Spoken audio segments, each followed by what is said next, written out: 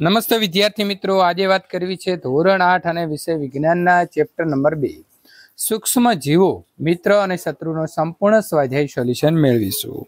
એ પહેલા ચેનલની અંદર પ્રથમ વખત આવ્યા છો તો વિદ્યાર્થી મિત્રો ચેનલને ખાસ સબસ્ક્રાઇબ કરી તમારા મિત્રો સુધી આ વિડીયો શેર કરવાનું ભૂલશો નહીં। પ્રકરણ 2 છે સ્વાધ્યાયનો પહેલો પ્રશ્ન છે કે ખાલી જગ્યા પૂરો। સૂક્ષ્મ જીવો ખાલી જગ્યાની મદદથી જોઈ શકાય છે તો આવશે માઇક્રોસ્કોપ। નીલ હરિત લીલ વાતાવરણમાંથી ખાલી જગ્યાનું સ્થાપન સીધે સીધું કરે છે જેનાથી ભૂમિની અંદર ફળદ્રુપતામાં વધારો થાય છે તો આવશે નાઇટ્રોજન। આલ્કોહોલનું ઉત્પાદન ખાલી જગ્યાની મદદથી કરવામાં આવે છે તો આવશે ઈસ્ટ। કોલેરા ખાલી જગ્યા દ્વારા થાય છે તો આવશે બેક્ટેરિયા। પ્રશ્ન નંબર 2 સાચા ઉત્તરોને પસંદ કરો। ઈસ્ટનો ઉપયોગ નીચેનામાંથી કોના ઉત્પાદન કરવાની અંદર થાય છે તો સાચો જવાબ જે છે તે મિત્રો ઈસ્ટનો ઉપયોગ આપણે હમણાં ખાલી જગ્યાની અંદર પણ જોયો કે આલ્કોહોલ જે છે તેનો ઉપયોગ કરવા માટે ઉપયોગ થાય છે।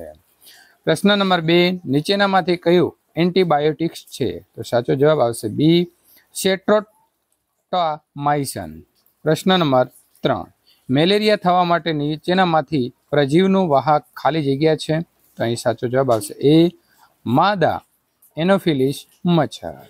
પ્રશ્ન નંબર 4 ચેપી રોગોનું મુખ્ય વાહક કોણ છે તો સાચો જવાબ આવશે બી માખી। પ્રશ્ન નંબર 5 બ્રેડ અથવા તો ઇડલીની કણાક ફૂલવાનું કારણ તો વિદ્યાર્થી મિત્રો સાચો જવાબ અહીં આવે છે સી ઈસ્ટ કોષોમાં વૃદ્ધિ।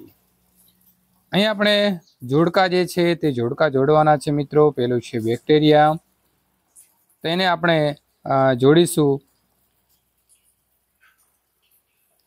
ઈ સાથે એટલે કે કોલેરા કારક હોય છે। રાઇબોઝિયમ તો નાઇટ્રોજનનું સ્થાપન કરે છે એટલે કે એ સાથે જોડીશું। નંબર 3 લેક્ટોબેસિલસ તો 3 ને આપણે જોડીશું બી સાથે, દહીંને જમાવવું। ઈસ્ટ તો જોડીશું સી સાથે, બ્રેડનું બેકિંગ। પ્રજીવ તો આપણે 5 ને જોડીશું ડી સાથે, મેલેરિયા કારક। વાયરસ તો 6 ને જોડીશું એફ સાથે, એઇડ્સ કારક। પ્રશ્ન નંબર 4 શું સૂક્ષ્મ જીવોને નરી આંખે જોઈ શકાય છે? જો ના તો તેને કેવી રીતે જોવામાં આવે છે તો ના, સૂક્ષ્મ જીવોને નરી આંખે જોઈ શકાતા નથી। સૂક્ષ્મ જીવોને જોવા માટે માઇક્રોસ્કોપનું નામનો જે સાધન છે એ વિદ્યાર્થી મિત્રો વપરાય છે। પ્રશ્ન નંબર 5 સૂક્ષ્મ જીવોના મુખ્ય સમૂહ કયા કયા છે તો સૂક્ષ્મ જીવોના મુખ્ય 4 સમૂહ છે બેક્ટેરિયા, ફૂગ, લીલ અને પ્રજીવ। પ્રશ્ન નંબર 6 વાતાવરણીય નાઇટ્રોજનનું ભૂમિમાં સ્થાપન કરતા સૂક્ષ્મ જીવોના નામ જણાવો તો વાતાવરણીય નાઇટ્રોજનનું ભૂમિમાં સ્થાપન કરતા સૂક્ષ્મ જીવોના નામ નીચે પ્રમાણે છે। રાઇઝોબિયમ અને એઝોટોબેક્ટર બેક્ટેરિયા છે। એનાબિના અને નોસ્ટોક નીલહરિત લીલ। પ્રશ્ન નંબર 7 આપણા જીવનની અંદર સૂક્ષ્મ જીવોની ઉપયોગિતા વિશે 10 વાક્ય લખો તો આપણા જીવનની અંદર સૂક્ષ્મ જીવોની ઉપયોગિતા નીચે મુજબ છે। લેક્ટોબેસિલસ બેક્ટેરિયા જે છે તે દૂધને દહીંમાં રૂપાંતરિત કરે છે। ઈસ્ટ એક કોષી ફૂગ છે તે ચીઝ, પનીર, બ્રેડ, કેક, પેસ્ટ્રીઝની બનાવટમાં વપરાય છે। આલ્કોહોલના ઔદ્યોગિક ઉત્પાદનની અંદર પણ ઈસ્ટનો ઉપયોગ કરવામાં આવે છે। ઇડલી, ઢોસા, ખમણ, ઢોકળા બનાવવા માટે પણ ઈસ્ટ ઉપયોગી છે। મશરૂમ તરીકે ઓળખાતી ફૂગનો ઉપયોગ ખોરાક તરીકે થાય છે। પેનિસિલિયમ નામના ફૂગમાંથી પેનિસિલિન એટલે કે એન્ટીબાયોટિક્સ ઔષધ એટલે કે દવા બનાવવામાં આવે છે।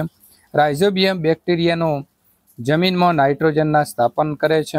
આ રીતે જમીનની અંદર ખાતરની પૂર્તિ કરી જમીનની ફળદ્રુપતામાં વધારો કરે છે। ગટરના ગંદા પાણીનું બેક્ટેરિયા દ્વારા વિઘટન કરી બિનહાનિકારક અને ઉપયોગી પદાર્થોમાં ફેરવવામાં આવે છે। આ રીતે પર્યાવરણને સાફ રાખવાની અંદર પણ મિત્રો ઉપયોગી છે। કેટલીક દવાઓ અને રસી બનાવવાની અંદર પણ બેક્ટેરિયા અને ફૂગનો ઉપયોગ થાય છે।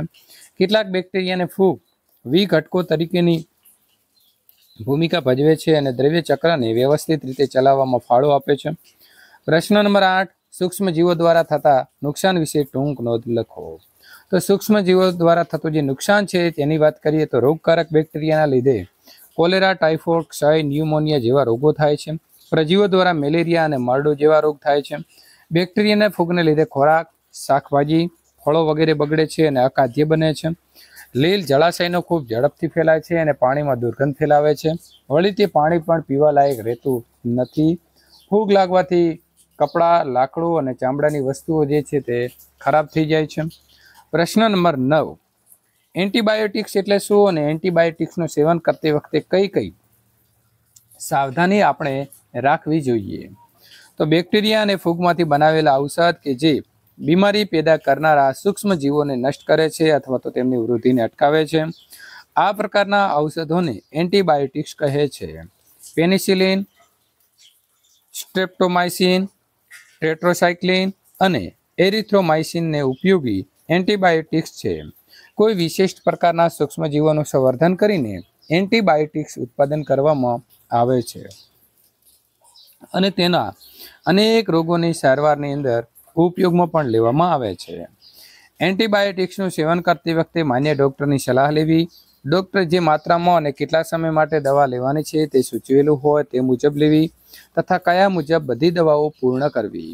એન્ટીબાયોટિક્સની જરૂર ન હોય ત્યારે કે અયોગ્ય માત્રાની અંદર જો લેવામાં આવે તો ભવિષ્યમાં જરૂર પડે ત્યારે તે ઓછી અસર કરે છે. વળી બિનજરૂરી એન્ટીબાયોટિક્સ લેવામાં આવે તો શરીરમાં આવેલા ઉપયોગી જે બેક્ટેરિયા છે એ પણ ક્યારેક નષ્ટ પામી જતા હોય છે. તો વિદ્યાર્થી મિત્રો, આ પ્રકારના ચેપ્ટર નંબર 3નું સોલ્યુશન મેળવવા માટે અહીં આપેલી એન્ડ સ્ક્રીન ઉપર ક્લિક કરીને સોલ્યુશન મેળવી શકશો.